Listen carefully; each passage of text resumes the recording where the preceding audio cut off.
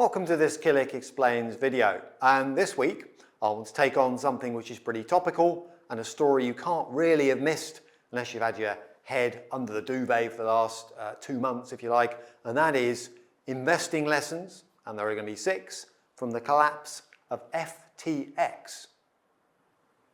Okay, so what's the background here? And I won't be going into the whole history. There are plenty of Netflix and Bloomberg videos that do that for you, but it's the lessons we want. But what's going on? So if you've been reading the papers, a chap called Sam Bankman Fried, the CEO of a company called FTX, which no longer exists, is facing a lengthy spell in prison for fraud. Now, I will just mention some of the details, but then we'll get into the lessons that investors should take away from this, and there are a few actually, some general lessons. So the background.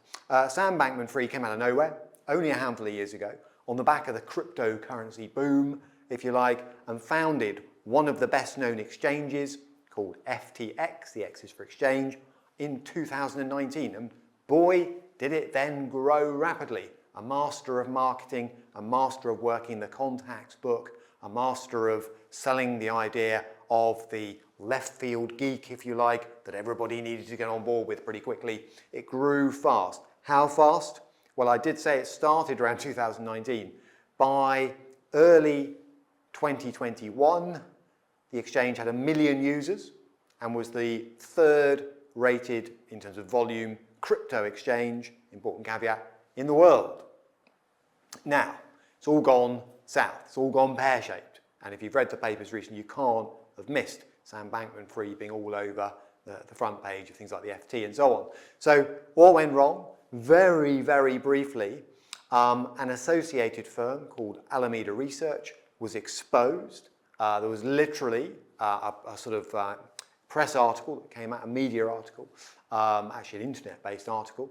A big rival called Binance sold FTX. So in other words, started dumping shares, and that, because of the size of Binance, caused a kind of ripple effect. So Binance started selling these FTX tokens, as they're called, and that word got out, caused a kind of avalanche. All right, basically, customers then panicked, seeing such a big rival dumping tokens as they're known.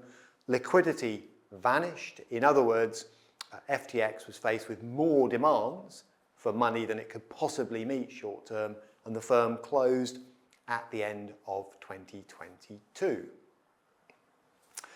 Now that's a very potted summary of what went wrong. So what can we take away in terms of the what did go wrong lessons, if you like? I mean, cryptocurrency, exchanges, tokens, all sounds quite complicated.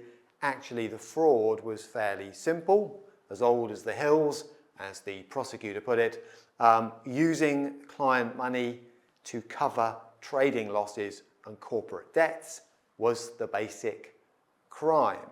You are not allowed to do that. As any organization that takes money from third-party customers, that has to be ring-fenced, has to be kept safe. It can't be used for gambling.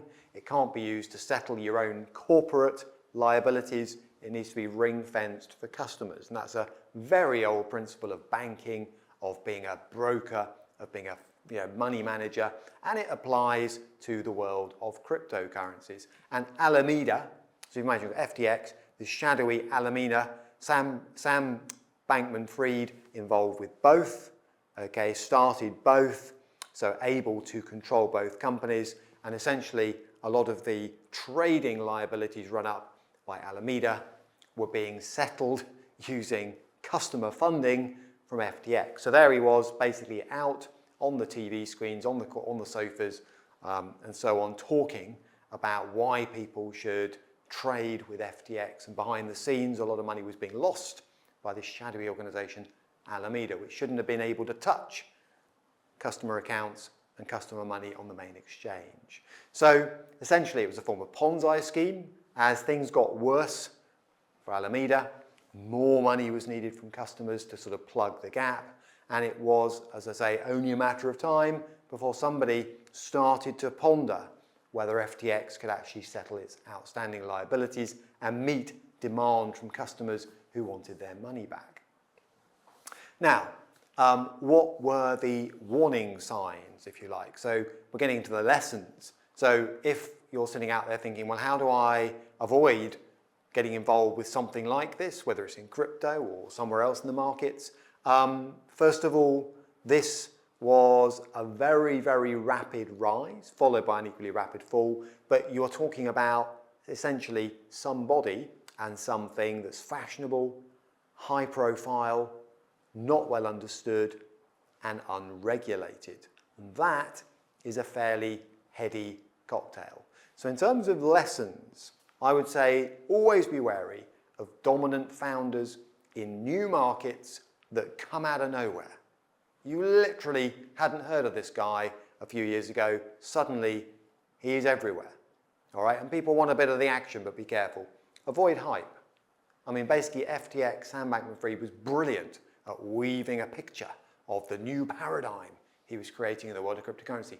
And he had this philanthropic angle to it as well. You know, I'm trying to change the world, make it better. So not only am I changing the way financial markets work, but I'm giving to lots of good causes at the same time, which would be great if there was any financial substance under the bonnet. Okay? Watch out for people who can attract famous names very quickly. I'm not going to name any names, but a lot of people made slight fools of themselves by thinking, whoever this guy is, I need to be sitting on the couch with him. Yeah, I need to be on YouTube with him. Okay, that, from a standing start, should make you suspicious, because what it suggests is this is someone who's using a lot of money very quickly to try and hype up something that's not well understood. Next, the bigger the rise, the harder the fall. Okay, so again, be very wary of organizations that grow quickly, where you can't understand, for example, where the cash flow is coming from. You can't understand the relationship between two companies that are clearly connected to each other. In this case, FTX, Alameda. All right. Don't buy things you don't understand. Tempting though it may be, fear of missing out is a big thing. Well, everybody else is backing Sam Bankman-Fried. Why don't I? That's not a good enough reason. Avoid unregulated products for the simple reason that regulators don't always get everything right, but they get a lot more right than basically is the case out in the Wild West sometimes of brand new, unregulated, uninvestigated products, if you like. And if something looks too good to be true, it probably is. So that is something you can say about the whole of the cryptocurrency world. And there are people out there who love it, and there are people out there like me who don't so much. But essentially, if people seem to be making money for very little effort and they can't explain how they're doing it, you've probably got a problem, not the next financial markets end-all problem solution. Okay, so there you have it. Lessons from the collapse of FTX. And to find out more, if you wanted, for example, to hear me talking about cryptocurrencies and lessons from the last cryptocurrency crash, that would be killick.com/learn or our YouTube channel, Killick Finance Videos. If you want to read about equity market mistakes, lessons, and so on, you could go over here. So if you're not such a fan of crypto, you are a fan of equities, that guide, How to Invest in Equities, is editor@killick.com. And for a copy of our quarterly magazine, Confidant, and I have written about crypto in the past there, again, editor@killick.com.